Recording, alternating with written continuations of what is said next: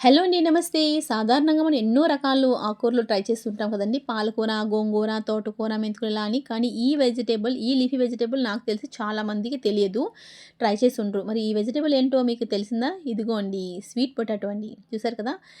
దుంపలో ఉన్న పోషకాల కన్నా ఈ ఆకులో చాలా పోషకాలు ఉంటాయండి. వైటమిన్స్ చెప్పాలంటే ఏ, సి, బి, కే ఈ విటమిన్స్ అన్నీ కూడా చాలా పుష్కలంగా ఉంటాయన్నమాట. హెల్త్‌కి మనకి బరువు తగ్గించడంలో చాలా బాగా యూజ్ అవుతుంది. అలాగే బోన్ స్ట్రెంత్ పెరగడంలో కూడా చాలా బాగా యూజ్ అవుతుందన్నమాట. ఇది మా నానమ్మ చిన్నప్పుడు వండుతూ ఉండేవారండి. సమ్మర్ వెకేషన్‌కి చెల్లి వాళ్ళ ఇంటికెళ్ళామండి. ఇది ఎప్పుడో ఒక 4 మంత్స్ బ్యాక్ తను ఒక చిన్న ముక్కని కుండీలో పెడితే ఇలాగా 4 దుంపలు వచ్చాయన్నమాట ఇప్పటికి. చూసారు కదా! నేనేం చేశానంటే ప్లాంట్ మొత్తం తీసేయలేదు. దాని పైనున్న కొమ్మలను తీసేసి ఆకులను చక్కగా ఇలా వలిచేసిన తర్వాత ఒక 10 మినిట్స్ నీటిలో నానపెట్టి ఉంచేశాను. ఆ తర్వాత చక్కగా ఇలాగా ఫైన్‌గా కట్ చేసి పెట్టేశాను. అలాగే కందిపప్పు ఒక 300 గ్రాములు ఒక గంట సేపు నానపెట్టానండి. ఇలా నానపెట్టడం వల్ల ఏమవుతుందంటే తొందరగా ఉడికిపోతుంది. టైం సేవ్ అవుతుంది. గ్యాస్ కూడా సేవ్ అవుతుంది. అట్ ద సేమ్ టైమ్ కందిపప్పు అంటే పప్పు ఉరుము కూడా అవుతుందనమాట. సో, ఇలా నానపెట్టుకున్న తర్వాత అప్పుడు కట్ చేసి పెట్టుకున్న ఆకుకూరని ఇందులో వేసేసుకోవాలి. అలాగే ఒక 4, 5 పచ్చిమిర్చీలు, అలాగే టొమాటోస్ ఉంటాయి కదా! టొమాటోస్ కూడా ఒక 4, 5 టొమాటోస్‌ని కట్ చేసి చక్కగా ఇందులో వేసుకొని, ఒక ఉల్లిపాయని మాత్రం పొడుగ్గా కట్ చేసి ఇందులో వేసుకోవాలండి.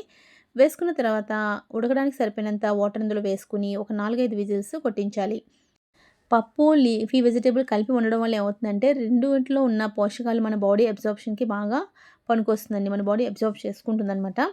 చక్కగా ఆకు చాలా సాఫ్ట్‌గా ఉంటుంది. మెత్తగా ఉడికిపోయింది చూసారు కదా! ఇప్పుడు దీన్ని మనం ఇలా జస్ట్ ఇలా కలిపేసుకొని ఒక మరుగు వచ్చేటట్టుగా మరిగించుకోవాలి. అంతలోపు ఇందులో ఒక పెద్ద నిమ్మకాయ అంత సైజులో చింతపండు వేసుకోవాలి. ఇలా యాజ్ ఇట్ ఈస్‌గా ఏసుకుంటే అండి ఎక్కువ అవ్వకుండా, తక్కువ అవ్వకుండా పులుపు బావుంటుందనమాట. సరిపోయినట్టుగా ఉంటుంది. దీనికి నేనిప్పుడు తాలింపు వేస్తున్నాను. తాలింపులో ఏమేసానంటే ఆవాలు, జీలకర్ర, కరివేపాకు, అలాగే ఎండుమిర్చి, వెల్లుల్లిపాయ వేశాను. అలా వేసిన తర్వాత స్టవ్ ఆఫ్ చేసి ఒక స్పూన్ కారం వేశాను. వేసుకున్న తర్వాత తాలింపులో కలిపేసుకొని తాలింపు ఇది పప్పులో కలిపేశానండి.